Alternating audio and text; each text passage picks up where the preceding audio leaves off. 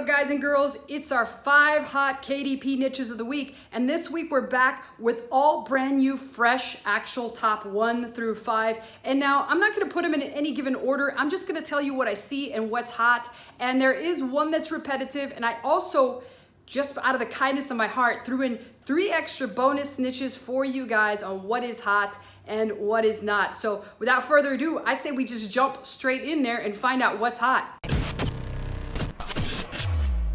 Okay, so we're here on my desktop, and what we want to look for is Amazon hot new releases. Now remember, we always like to start at the hot new releases because bestsellers, well, they're selling great and all, but we really want to catch a trend. If we can't catch a trend, we can almost guarantee thousands of sales per day. Now again, not everybody in their life will catch a trend unless they keep trying and trying and trying. So the moral of the story is never give up, guys and gals. Maybe one day you'll catch a trend if you keep just trying it out. So hot new releases, I'm going to jump into children's books, and I'm first going to comb overall children's books, then I'll jump into activity books in general and see what I find. But I got a feeling that I'm going to find most things on hot new releases. How do I have that feeling? Well, I recorded this earlier with no volume, so I kind of already know what's hot and what's not. So as we comb the actual listings, it brings me to, again, the anti-racist baby, which is just breaking the charts. And a lot of people wrote in and made questions about, are racism books safe to put on Amazon? And furthermore, are coronavirus books safe to put on Amazon?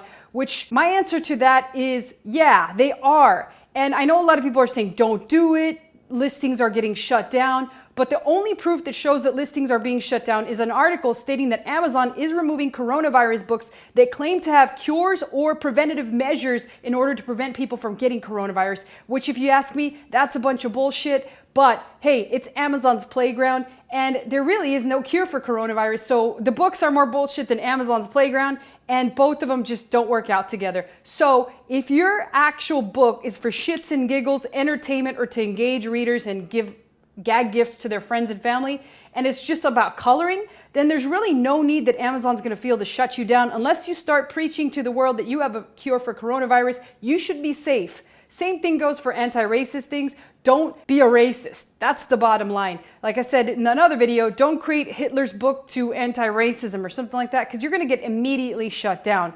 So that's just a bonus niche for this week. It's still hot, and I would assume that it would still do pretty well. Now, the number 1 niche right now that I see that's doing really well, and again, 1 through 5 here that I'm about to announce is in no particular order, but the first one that I see is this bedtime story niche, which now brings me to another question a lot of people are up in arms about. They're saying, all right, Liz, so you're mentioning all these great niches, but they're children's books, and I don't have the money to hire an illustrator or a writer, so how exactly do I make a book like this? Well, people, you have to use your brain. Use what the good Lord gave you inside your head.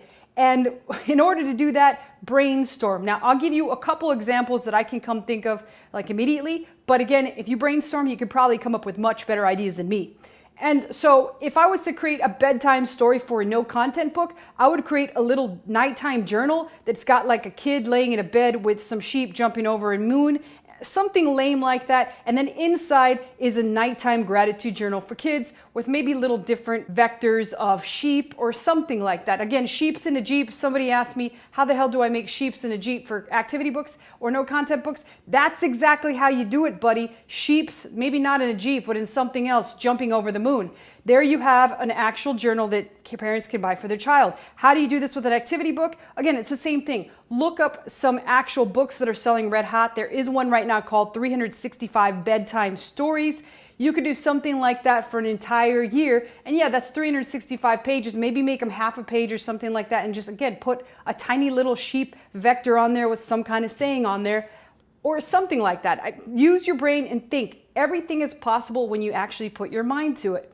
So here's again another bedtime story collection for kids, this time with, guess what? Dragons, which happens to be my number 2 pick of the week. Dragons are back at it, and they're back at it in prime time, baby, along with dinosaurs. Why? Because they're both big and they're both badass, and they both will kick ass anywhere, right? Game of Thrones showed us that dragons are basically hot. And once again, here's another dragon book, which is no surprise. And then here is a bonus niche that I'm going to throw in, and it's the religious niche. Anything that has to do with praying for your children is red hot. Again, there's multiple religions out there, so Just use your brain and try to put something together for a certain religion and it will sell pretty well.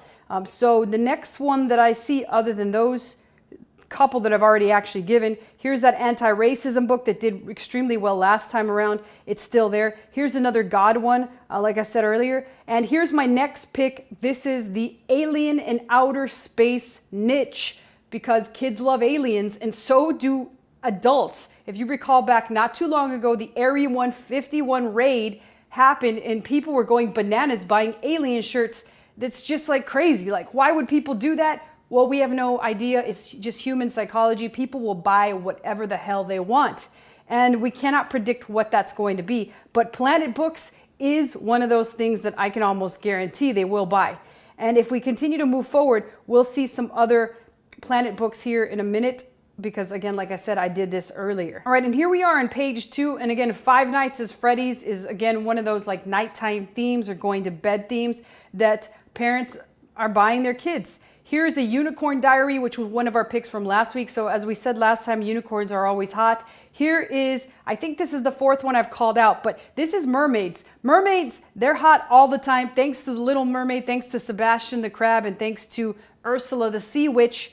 They're always going to be popular and girls love them. That's why they're on the top list for this week, because I've seen a resurgence of mermaid books. And here we have another solar system book that is doing extremely well. Also, here is a bedtime meditations guide. So you don't have to only do stories, but you can also do meditations, because that's all this like brand new hippie stuff that people just love, like veganism and vegetarianism. And I'm not making fun of them there. I'm also vegetarian. So, hey, what can I say? I'm making fun of myself if I am.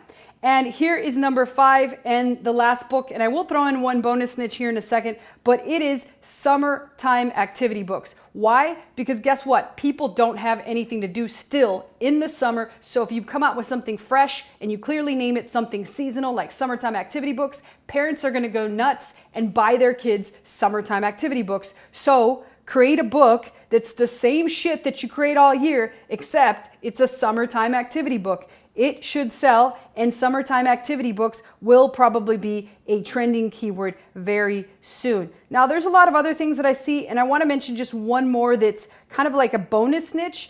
I've seen a couple books that actually are in this niche, but I'll take a look at the activity books here and see if I can possibly find any more in this bonus niche. But this month is Gay Pride Month, I believe, and I think there's 2 Gay Pride Months. I'm not even absolutely certain, but as a result, I think you're going to see a pretty good deal of possibly journals that are like gay themed. They've got a lot of flags. They've got a rainbow flag. They've got a lot of, here's another summer, Jules versus the ocean.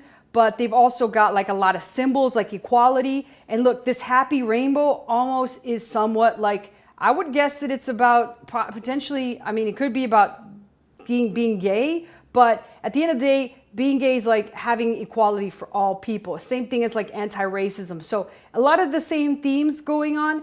And I know that a lot of gay parents would probably buy something like that because of the fact that it's going to be a difficult thing. Like here you go, rainbow of friends, something like that.